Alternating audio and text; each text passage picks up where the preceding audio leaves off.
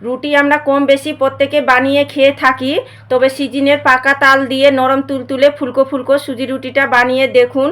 বাড়ির সবাই রোজ বানানোর আবদার করবে, এতটা খেতে দারুণ লাগে কি একটা খেলে মন ভরবে না, আর একটা চেয়ে খাবেন।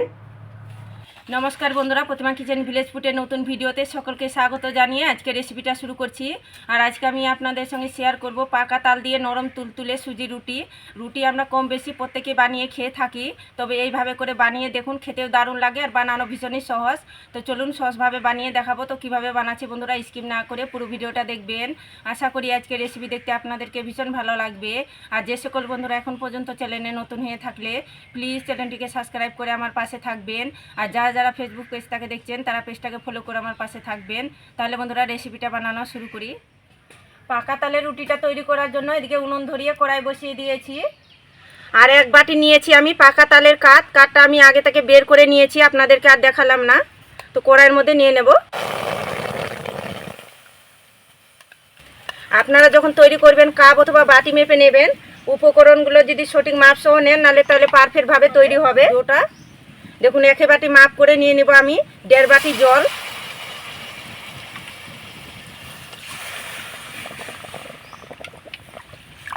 হ্যান্ড ওয়াশটা দিয়ে খুব ভালো করে মিশিয়ে নেব জলের সঙ্গে কাঠটা। জলের সঙ্গে আমি পাকা তালের কাঠটা ভালো করে মিশিয়ে একটু গরম করে নিয়েছি। আর যে বাটি মেপে আমি পাকা তালের কাঠটা নিয়েছি ওই বাটি মেপে দিয়ে দেবো 1.5 বাটি সুজি।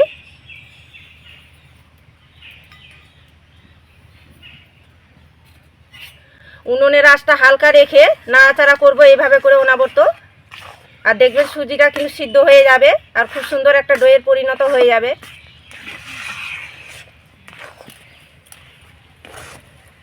তো দেখুন অনবরত নাড়াচাড়া করতে করতে অনেকটাই কিন্তু আগের তুলনায় গাঢ় হয়ে চলে আসছে। আর সুজিটা দেখুন ফুলে গেছে আর নরম হয়ে যাবে। তো দেখুন অনবরত নাড়াচাড়া করতে করতে এখন দেখুন ডোয়ের পরিণত হয়ে গেছে। কড়াই থেকে কত সুন্দরভাবে ছেড়েও আসছে। ঠিক এইভাবে করে ছেড়ে আসবে, তাহলে বুঝে নিতে হবে কি ডোটা পারফেক্টভাবে তৈরি হয়ে গেছে। তো হয়ে গেছে, এবার নামিয়ে নেব।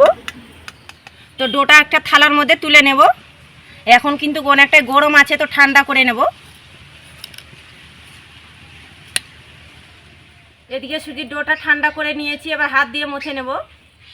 তো দেখুন মোথার আগে এখানে নিয়েছি 1 বাটি থেকে একটু কম নিয়েছি ময়দা দিয়ে আমি মেখে নেব। আপনাদের হাতের কাছে ময়দা না থাকলে আটা দিয়েও মেখে নিতে পারেন, কোনো অসুবিধা নেই। এবার হাত দিয়ে খুব ভালো করে মেখে নিতে হবে। এইভাবে করে চটকে চটকে একটু মেখে নিতে হবে, তবে একবারে দেব না, অল্প করে দেব আর মেখে নেব।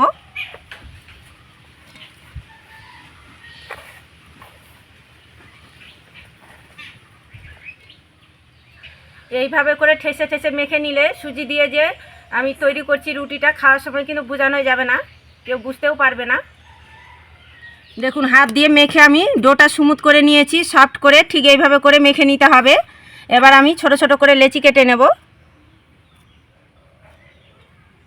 দেখুন একটা লেচি কেটে নিলাম, হাতের মধ্যে নিয়ে গোল করে নেব।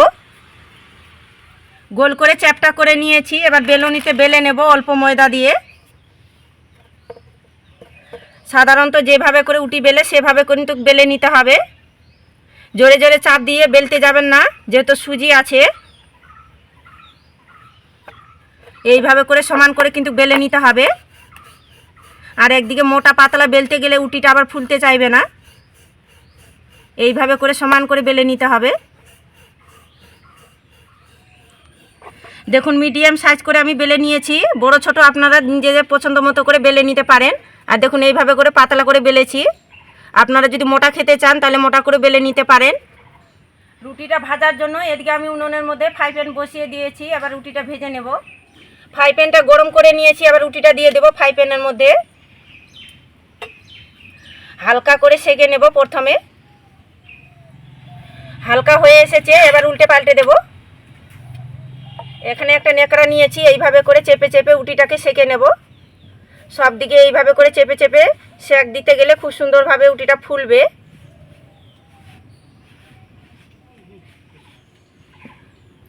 তো দেখুন চেপে চেপে আমি সেঁকে নিয়েছি, এবার উল্টে দেব। এই দেখুন আপন মনে কত সুন্দরভাবে উটিটা ফুলছে। এইভাবে করে তৈরি করলে দেখবেন প্রতিটা উটি একদম ফুলকো ফুলকো তৈরি হবে।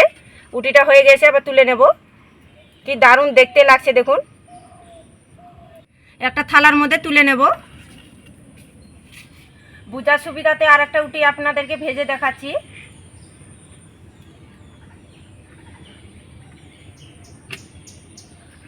হালকা নিচ সাইডটা হয়ে এসেছে, এর পর্যায়ে উল্টে পাল্টে দেব। দেখুন ন্যাকড়াটা দিয়ে এইভাবে করে চেপে চেপে সেঁকটা দিতে হবে।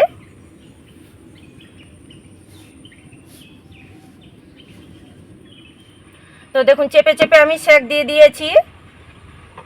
এবার উটিটাকে উল্টে দেব। দেখুন কত সুন্দরভাবে নিজের মনে কিন্তু আপন মনে ফুলছে উটিটা, আমি কিছু করছি না। দেখুন এতটা পারফেক্ট উটিগুলো তৈরি হয় কি ভাজতে মন ভরে যাবে, দারুণ লাগে।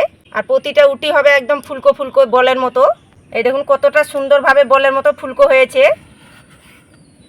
সবগুলো রুটি ভেজে নিয়েছি, তৈরি হয়ে গেলো আমার পাকা তালের নরম তুলতুলে সুজি রুটি। এইভাবে করে বানিয়ে দেখুন, খেতে দারুণ লাগে। আর যে কোনো তরকারির সঙ্গে খেতে পারেন, দুর্দান্ত লাগে খেতে। আর একটা উটি খেলে কিন্তু মন ভরবে না, মনে হচ্ছে কি যত খাবেন তত খাওয়ার ইচ্ছে করবে। আর উটি হবে একদম নরম তুলতুলে সব।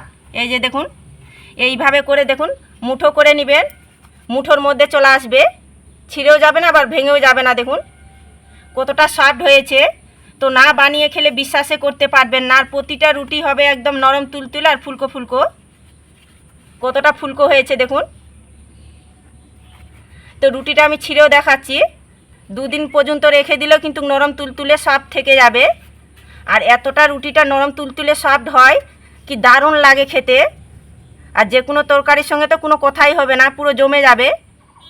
আর দেখলেন তো পাকা তালের রুটিটা বানানো কত সহজ। তা আপনারা একবার হলেও আমার মতো করে ঝটপট তৈরি করে দেখবেন, খেতে কিন্তু দারুণ লাগে। আর একবার বানিয়ে খেলে কথা দিচ্ছি বারবার বানিয়ে খাওয়ার ইচ্ছে করবে। আর আজকের আমার রুটির রেসিপি কেমন লেগেছে তো অবশ্যই কমেন্ট করে বলবেন। আর ভালো লাগলে একটা লাইক করে বন্ধুদের সঙ্গে ভিডিওটা শেয়ার করবেন। তো ভিডিওটা এখানেই শেষ করছি, দেখা হচ্ছে আবার নতুন কোনো রেসিপির সঙ্গে।